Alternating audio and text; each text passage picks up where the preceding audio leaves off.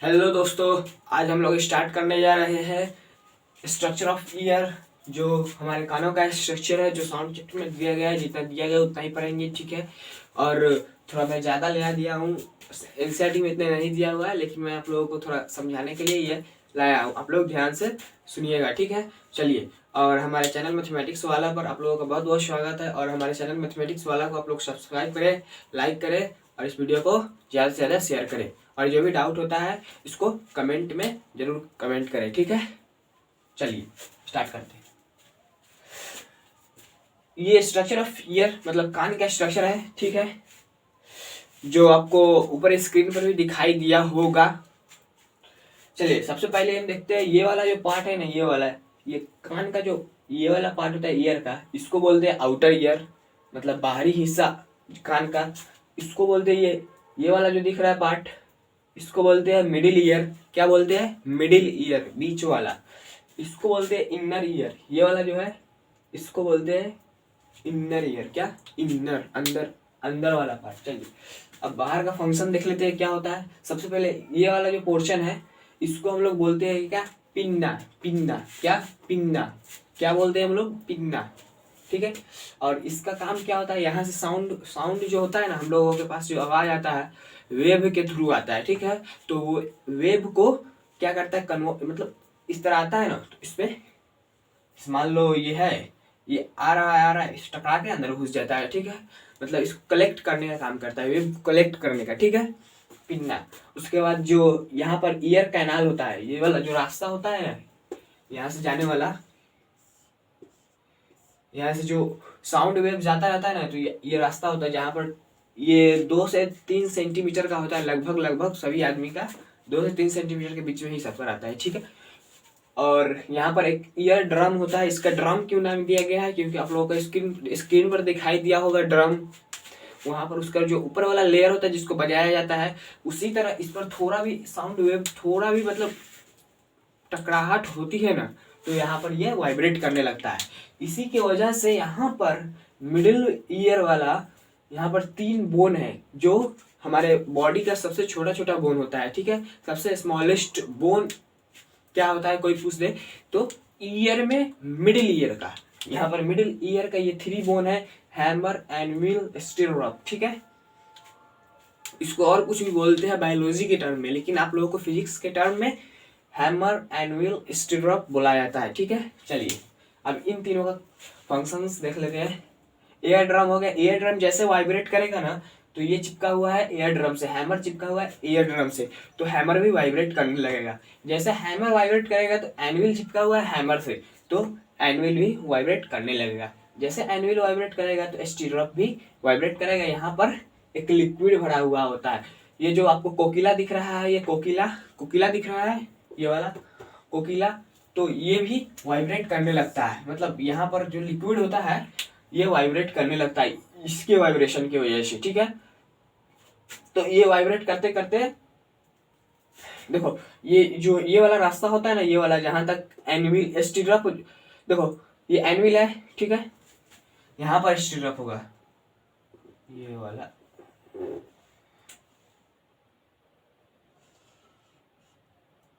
ठीक है, ये वाला स्टीरअप होगा, ओके।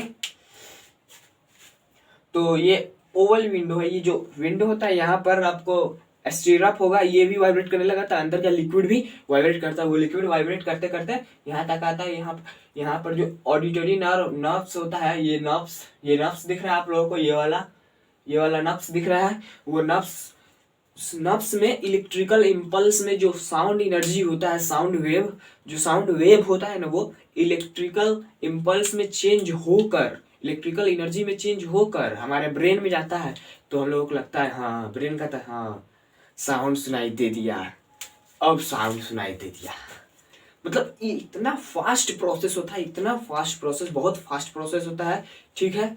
यही होता है हमारा कान का स्ट्रक्चर। आप लोगों की किताब में इतना ही दिया था, लेकिन मैंने बहुत ज़्यादा बता दिया है। सिर्फ आप लोगों की किताब में क्या नाम दिया था, एक इसका पूरा नाम दे दिया था, और इसको पीना भी नहीं कहा है, मतलब कुछ भी नहीं बोला था, सिर्फ स्ट्रक्चर दिया था बस। मैं तो समझा दिया हूँ, ठीक है। ये आप लोग समझ में आ गया।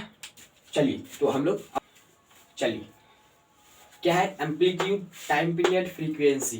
ये आपको वाइब्रेशन का पार्ट है। मान लो यहाँ पर एक धागा है, ठीक है, इसको हम लोग खींचते हैं ऊपर, फिर छोड़ते हैं, तो ये धागा किस तरह जाता है, पहले ऊपर खींचे फिर छोड़े तो वो धागा नीचे आएगा। उसी तरह होता है क्या, ये पार्टिकल है एयर का पार्टिकल है, ये एयर का पार्टिकल है, ये वाइब्रेट करेगा इधर, फिर आएगा इधर। देखो जब वाइब्रेशन हुआ ना इतना दूर यहाँ से इस पार्टिकल के यहाँ पर प्रेजेंट था, पहले इधर गया, फिर इधर आया, फिर इधर आया, मतलब ये इस तरह जाएगा, इस तरह आएगा, एक राउंड कंप्लीट कर लेगा, या यहाँ पर खड़ा था इस तरह जाएगा, इस तरह आएगा, यहाँ पर आ जाएगा, तो एक राउंड कंप्लीट कर लेगा। ठीक है, आप लोग 7th क्लास में पेंडुलम के बारे में पढ़े होंगे। ठीक है, उसी वही हाल यहाँ पर भी है। ठीक है, चलिए, तो ये बात है। और इसमें एम्पलीट्यूड किसको कहते हैं, एम्पलीट्यूड कहते हैं हम लोग, बता दे रहा हूँ, ये वाला जो पार्ट है ना, ये बॉल है, ये बॉल के आधा इधर को एम्पलीट्यूड कहते हैं, आधा इधर को एम्पलीट्यूड कहते हैं। इसका मतलब कोई साउंड का एम्पलीट्यूड पूछे तो कह देना कि मतलब वाइब्रेशन में वो कितना अपने प्रेजेंट पोजीशन से वो वाइब्रेशन में कितना दूर गया। ठीक है, कितना दूर उतना एम्पलीट्यूड। और एम्पलीट्यूड, ठीक है, इसके बारे में भी और डिटेल में देखेंगे आगे क्या क्या काम है एम्पलीट्यूड का। और टाइम पीरियड, देखो एक वाइब्रेशन होने में, वाइब्रेशन होता है, वाइब्रेशन मतलब वाइब्रेशन होने में कितना समय लगा, वाइब्रेशन होने में कितना समय लगा, उसी को टाइम पीरियड कहते हैं। ठीक है, 2 सेकेंड, 4 सेकेंड, 5 सेकेंड लगा, उसी को टाइम पीरियड कहते हैं, कितना देर लगा। और फ्रीक्वेंसी क्या होता है, 1 सेकेंड में कितना वाइब्रेशन हुआ, यहाँ पर था वाइब्रेशन होने में कितना समय लगा, टाइम पीरियड कहते हैं। और 1 सेकेंड में कितना वाइब्रेशन हुआ, उसको हम लोग क्या बोलते हैं, फ्रीक्वेंसी बोलते हैं। जिसका फ्रीक्वेंसी ज्यादा होता है उसका आवाज एकदम पतला सुरीला होता है। ठीक है, चलिए, फ्रीक्वेंसी बोलते हैं। ओके, टाइम पीरियड हो गया, एम्पलीट्यूड हो गया। अब देखिए, सबसे पहले यहाँ पर आइए, ये वाला जो आपको दिख रहा है, ये वाला पार्ट, लाउडनेस, उम्मीद करता हूँ दिख रहा होगा। चलिए, लाउडनेस है, तो देखो लाउडनेस जिसका ज्यादा होगा, लाउडनेस क्यों ज्यादा होगा, ये डिपेंड करता है इस पर, एम्पलीट्यूड पर। एम्पलीट्यूड जिसका ज्यादा उसका लाउडनेस ज्यादा है, एम्पलीट्यूड जिसका ज्यादा उसका लाउडनेस ज्यादा। ठीक है, एम्पलीट्यूड जिसका ज्यादा उसका लाउडनेस ज्यादा, जिसका फ्रीक्वेंसी ज्यादा उसका पिच ज्यादा। पिच क्या होता है, देखो पिच मैं समझा देता हूँ। लड़की सबका देखियो, गर्ल्स का, उसका आवाज एकदम पतला होता है, और वहीं पर बॉयज का देख लो, उसका आवाज थोड़ा भारी होता है ना, क्यों, उसके पिच के कारण। देखो लड़की का फ्रीक्वेंसी जो होता है ना, लड़की का फ्रीक्वेंसी मतलब 1 सेकेंड में कितना उसको जब बोलता है तो उसका वोकल कॉर्ड कितना वाइब्रेट करता है, बहुत ज्यादा। लेकिन जो आपको बॉयज होगा या जेंट्स होंगे, उनका जो क्या बोलते हैं वाइब्रेशन वोकल कॉर्ड करता है वो उसका कम करता है। इसी की वजह से वहां पर क्या होता है, साउंड का फर्क हो जाता है, मतलब उसमें साउंड में डिस्टिंग्विश हो जाता है, डिफरेंस हो जाता है। ओके, और क्वालिटी एक बात क्या है, क्वालिटी में होता है आप लोगों को क्या, क्वालिटी में होता है कि जब भी मतलब आप अपने एक फ्रेंड को इधर से, एक फ्रेंड को इधर से आप आंख मूंद ले और आपको चिल्ला बोले, ठीक है, बोले, तो वहां पर क्या होगा कि आप लोग बिना आंख मूंद के आप पहचान जाएंगे कि वो कौन है। क्यों, क्योंकि उसके साउंड की वजह से, साउंड जो होगा ना आप लोगों के दिमाग में बैठ गया कि हाँ इसका क्वालिटी अलग है, साउंड का इसका क्वालिटी अलग है। अपने अम्मी का या अपने चाचा का देख लो, अपने अब्बू का अपने चाचा का, वहीं पर देख लोगे क्या कि उनका साउंड, घर में रहोगे चिल्लाएंगे, हाँ हाँ चाचा जी आ रहे हैं, क्यों चाचा क्यों निकला, क्योंकि तुम जानते हो कि ये मेरे चाचा जी चिल्लाए हैं, हाँ अब्बू जी आ रहा है, ये जानते हो कि मेरे अब्बू जी चिल्लाए हैं, इसीलिए आप लोग चले जाते हैं। यही होता है साउंड का क्वालिटी डिफरेंस बिटवीन अलग अलग साउंड। ठीक है, ये हो गया। चलिए, ऑडिबल रेंज क्या होता है, ये अब बेसिक बातें आई। ऑडिबल रेंज देखो, ऑडिबल रेंज होता है 20 हर्ट्ज,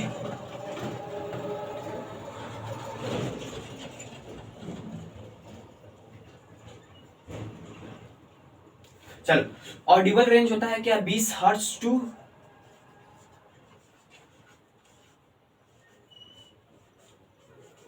20,000 हर्ट्ज।